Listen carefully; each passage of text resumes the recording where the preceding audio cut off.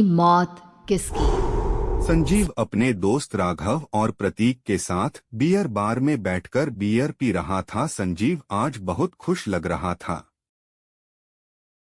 अरे यार, आज की पार्टी में तो मजा आ गया। तुम दोनों दोस्तों के साथ तो मेरी जिंदगी इतनी अच्छी है कि क्या बताऊं कितनी अच्छी है। अरे भाई, अब दोस्ती की है तो जीना मरना सब साथ में। हाँ अरे अरे यार सुनो, जल्दी से एक बियर और ऑर्डर करते हैं ना, एक आखिरी, और उसके बाद ये जश्न यहीं खत्म हो जाएगा। अरे हाँ हाँ, क्यों नहीं। वेटर, जल्दी से 2 बियर की बोतल लेकर आओ। आज मेरे दोस्तों को जश्न मनाना है, क्यों? इतने में वहाँ पर एक बहुत सुंदर लड़की छोटे छोटे कपड़े पहनकर हाथ में बियर की बोतल लेकर उसके पास आती है। ये लीजिए, आपने बियर ऑर्डर की थी ना, मैं लेकर आ गई।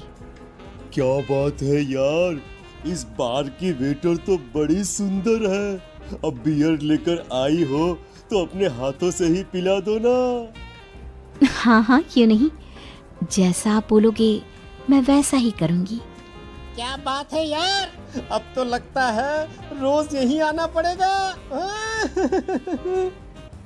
उसके बाद वो लड़की उन तीनों को बियर सर्व कर देती है। पार्टी करने के बाद वह तीनों अपने अपने घर जाते हैं। प्रतीक संजीव और राघव को उनके घर छोड़कर जैसे ही अकेला अपनी कार में आकर बैठता है तो अचानक उसे एहसास होता है जैसे उसकी कार की पीछे वाली सीट में कोई बैठा हुआ है। वह तुरंत पीछे मुड़कर देखता है। तुम यहाँ क्या कर रही हो? और तुम मेरी कार में कब आई? अरे तुम तो बार में वेटर थी ना। बस ऐसे ही मेरा दिल कर रहा था आपके साथ आपके घर चलने का, इसलिए मैं आपके साथ चली आई। अरे लेकिन तुम मेरी कार में आई कब? अभी कुछ देर पहले तो यहाँ पर मेरे दोस्त बैठे हुए थे। प्रतीक के इतना बोलते ही उस लड़की का चेहरा खतरनाक तरीके से बदल जाता है। उसकी आंखें पत्थर की तरह सफेद और पूरे शरीर पर नीली नीली नसें उभर कर आती हैं। गाड़ी चलाओ, पूरी स्पीड में चलाओ, और अगर तुमने गाड़ी रोकने की कोशिश भी की तो मुझसे बुरा कोई नहीं होगा। डर की वजह से प्रतीक के पसीने छूटने लगते हैं। उसका शरीर कांप रहा था। प्रतीक बिना कुछ सोचे समझे कार को फुल स्पीड में चलाने लगता है। वो शहर से दूर एक पहाड़ी पर पहुंच जाता है और सामने अब सिर्फ पहाड़ी का किनारा दिख रहा है, जिसे देख प्रतीक घबराकर अचानक कार को ब्रेक लगा देता है। देखो देखो देखो देखो, मुझे छोड़ दो मुझे। अगर मैंने गाड़ी जरा सी भी आगे बढ़ाई तो हम दोनों नीचे गिरकर मर जाएंगे। ये तो तुम्हें पहले सोचना चाहिए था ना। अब कुछ नहीं हो सकता।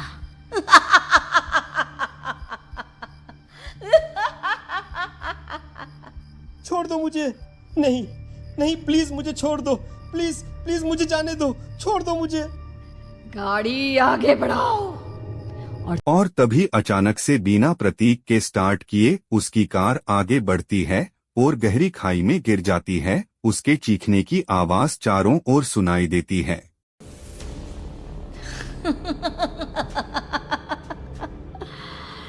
तुझे मारकर मेरे कलेजे में जल रही आग को थोड़ी शांति तो मिल गई, लेकिन अभी ये कहानी खत्म नहीं हुई।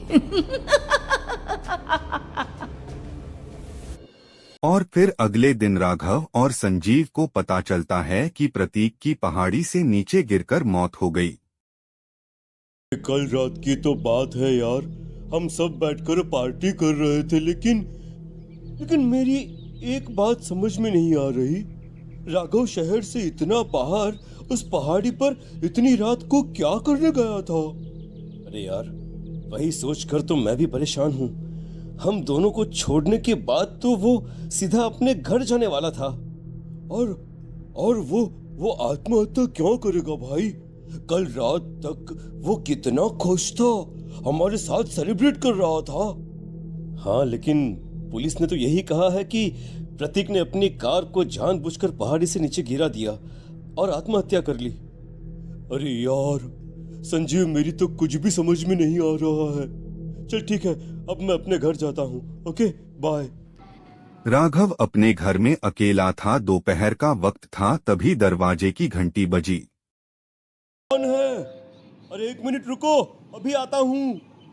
राघव ने जैसे ही दरवाजा खोला, उसने देखा कि सामने एक बहुत सुंदर लड़की खड़ी हुई है।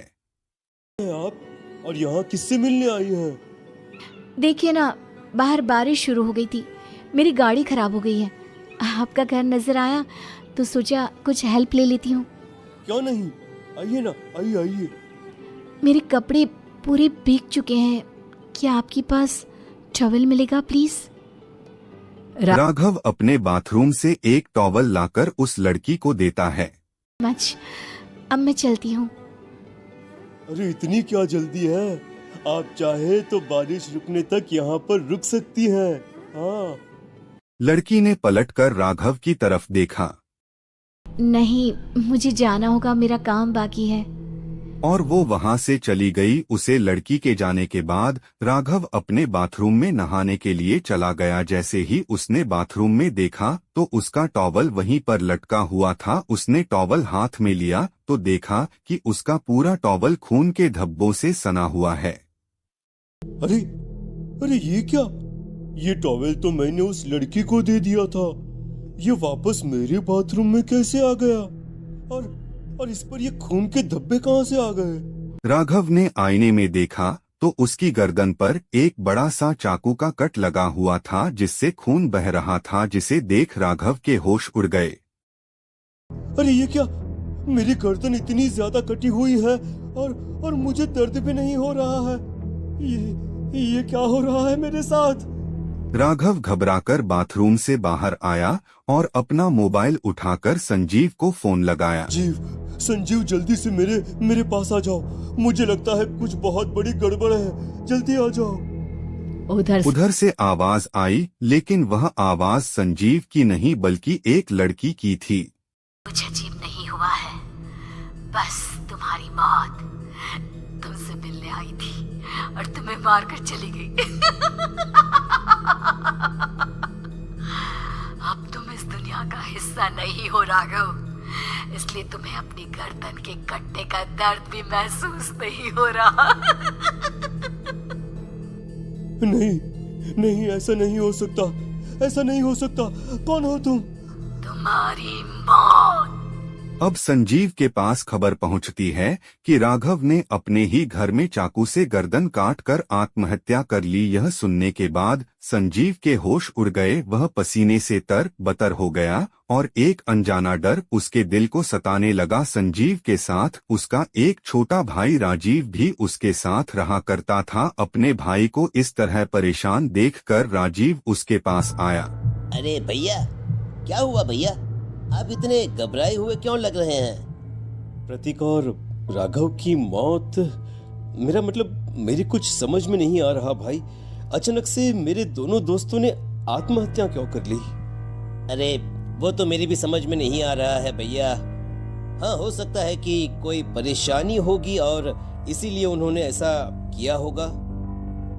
हाँ, लेकिन दोनों की जिंदगी में एक साथ परेशानी और दोनों का इतनी खतरनाक तरीके से आत्महत्या करना,